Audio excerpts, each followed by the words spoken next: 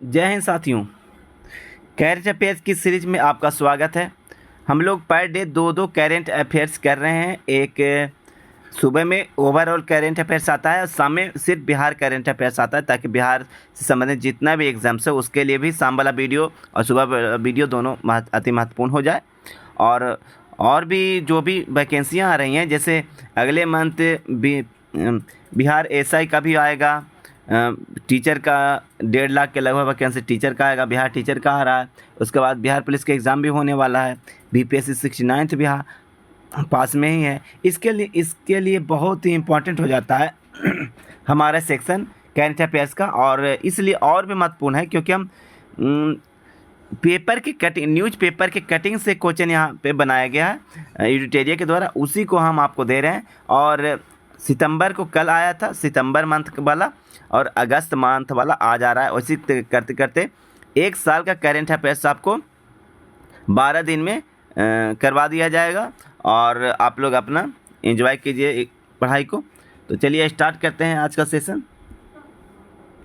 केंद्रीय प्रदूषण नियंत्रण बोर्ड द्वारा जारी स्वच्छ वायु सर्वेक्षण 2023 में 10 लाख से अधिक आबादी वाला जो शहर है उसमें इंदौर शीर्ष पर है। शीर्ष स्थान हासिल किया है कौन? इंदौर। स्वच्छ वायु सर्वेक्षण में शीर्ष स्थान पे भारत के कौन सा शहर है? इंदौर। 10 लाख से अधिक वाला में इंदौर शीर्ष पर है। 15 अगस्त 2023 को भारत ने अपना 77वां स्वतंत्रता दिवस मनाया। इस वर्ष का विशेष थीम था राष्ट्र प्रथम सदैव प्रथम। राष्ट्र प्रथम सदैव प्रथम, नेशन फर्स्ट ऑलवेज फर्स्ट। इस साल का स्वतंत्रता दिवस का यह थीम था। केवा स्वतंत्रता दिवस? 77वां। थीम क्या था? राष्ट्र प्रथम सदैव प्रथम।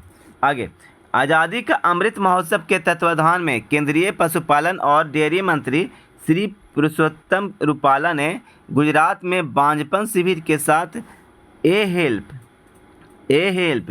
पशुधन उत्पादन के स्वास्थ्य और विस्तार के लिए मान्यता प्राप्त एजेंट कार्यक्रम का अनावरण किया।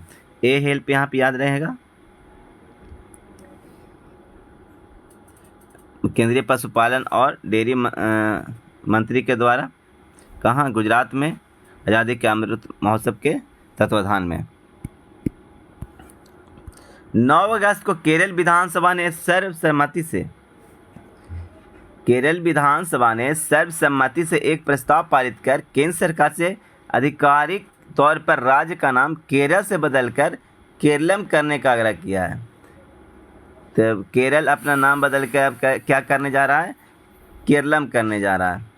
इसके लिए केरल विधानसभा ने एक प्रस्ताव भी पारित किया है और केंद्र सरकार से आधिकारिक तौर पर मांग भी किया है कि हमारे राज्य का नाम अब केरल से बदल के केरलम कर दिया जाए। भारतीय रिजर्व बैंक के गवर्नर शक्तिकांत दास ने एक एकीकृत वेब पोर्टल लावारिस जमा सूचना तक पहुंच का प्रवेश द्वार यह लॉन्च किया है। लावारिस जमा सूचना तक पहुंच का प्रवेश द्वार लॉन्च किया है कौन? आरबीआई के गवर्नर शक्तिकांत दास हैं, ये पोर्टल को लॉन्च किए हैं। इस पोर्टल का क्या उद्देश्य है कि लोगों को विभिन्न बैंकों में उनकी लावारिस जमा या खातों के खोजने में मदद करता है। ऐप ये पोर्टल जो है, वेब पोर्टल, वो लावारिस जमा या खातों के खोजने में मदद करेगा। पोर्टल का नाम क्या है? लावारिस जमा सूचना तक पहुंच का प्रवेश द्वार। आगे, लोकसभा अध्यक्ष ओम बिरला ने उदयपुर में राष्ट्रमंडल संसदीय संघ के 9वें भारत क्षेत्र सम्मेलन का उद्घाटन किया। राष्ट्रमंडल संसदीय संघ के 9वें भारत क्षेत्र का सम्मेलन का उद्घाटन कहाँ किया गया? भारत क्षेत्र सम्मेलन का उद्घाटन इस बार उदयपुर में किया गया। ओम बिरला के द्वारा, जो वर्तमान में लोकसभा अध्यक्ष हैं, उनके द्वारा उदयपुर में किया गया राष्ट्रमंडल संसदीय संघ के 9वें भारत क्षेत्र सम्मेलन का उद्घाटन। हाल ही में कैबिनेट ने सार्वजनिक निजी भागीदारी मॉडल पर 10,000 ई बसों द्वारा सिटी बस संचालन को बढ़ावा देने के लिए पीएम ई बस सेवा की मंजूरी दी है। पीएम ई बस सेवा के अंतर्गत 10,000 ई बस संचालन किया जाएगा। गोवा मुक्त इन विट्रो फर्टिलाइजेशन उपचार की शुरुआत करने वाला पहला भारतीय राज्य बन गया है कौन? गोवा। फ्री IVF सुविधा के लिए मुख्यमंत्री प्रमोद सावंत ने गोवा मेडिकल कॉलेज बॉम्बोलीम में सहायक प्रजनन तकनीक और अंतर्गर्भाशयी गर्भाधान के साथ इस सुविधा का शुभारंभ किया है। आगे, फ्लड वॉच मोबाइल ऐप केंद्रीय जल आयोग द्वारा एक ऐप जारी किया गया है, फ्लड वॉच मोबाइल ऐप। उद्देश्य क्या है इसका? बाढ़ प्रभावित क्षेत्रों में लोगों को 7 दिनों तक वास्तविक समय में बाढ़ की स्थिति की जानकारी देगा और पूर्वानुमान प्रदान करेगा, ताकि जो हानि है बहुत कम से कम हो, लॉस कम से कम हो, जानमाल के हानि बहुत ही कम हो। तमिलनाडु सरकार और रेसिंग प्रोमोशंस प्राइवेट लिमिटेड ने चेन्नई में 3.5 किलोमीटर नाइट स्ट्रीट सर्किट का शुभारंभ किया। कहाँ? चेन्नई में हुआ है। इस पर रात्रि दौड़ भी आयोजित किया जाएगा। यह भारत और दक्षिण एशिया का पहला स्ट्रीट सर्किट बन जाएगा जो रात्रि दौड़ की मेजबानी भी करेगा। ये चेन्नई में किया गया है, 3.5 किलोमीटर का है नाइट स्ट्रीट सर्किट।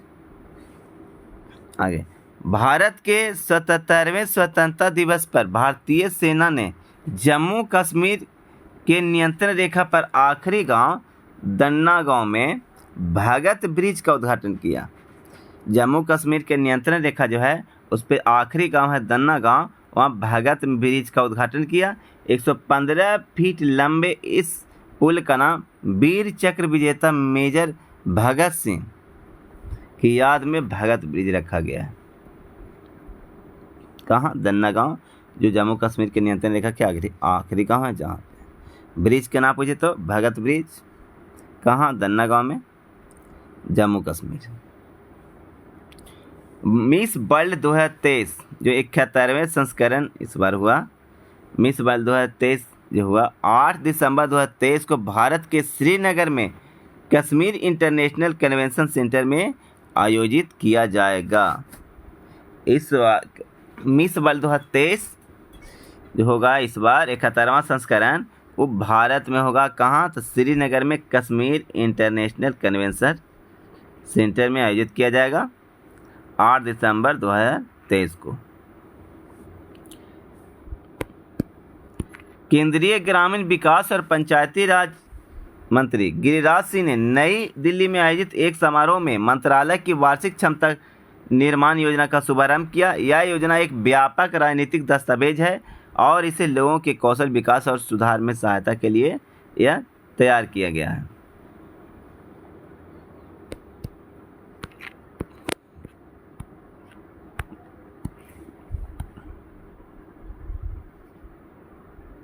इलेक्ट्रॉनिक्स और सूचना प्रौद्योगिकी मंत्रालय के सचिव अलकेश कुमार शर्मा जी हैं, वो केरल के मेकर विलेज कोच्चि में ग्राफीन अरोड़ा कार्यक्रम का उद्घाटन किया।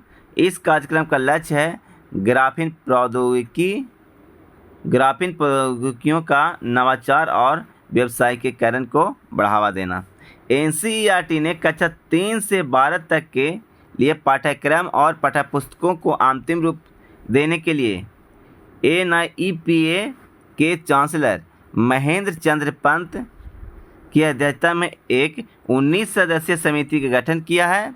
इन्फोसिस फाउंडेशन के चेयरपर्सन सुधा मूर्ति, मशहूर गायक शंकर महादेवन